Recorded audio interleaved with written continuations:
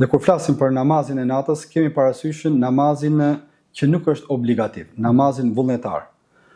Në lidhje me qiyamul lejl, pra të ngriturit natën, dietarët kanë thënë nënkuptohet namazi që fal besimtari nga momenti që ka fal namazin e yatësisë deri në kohën e agimit.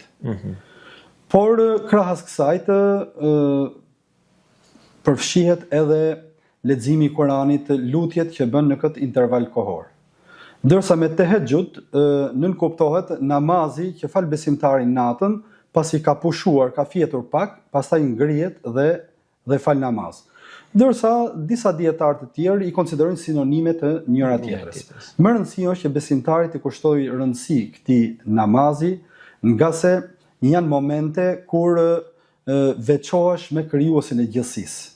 Pra je vetëm ti me Zotin tënd, duke biseduar, duke komunikuar, duke ju lutur atij, duke kërkuar prej tij dhe t'i jep një kënaqësi të jashtëzakonshme.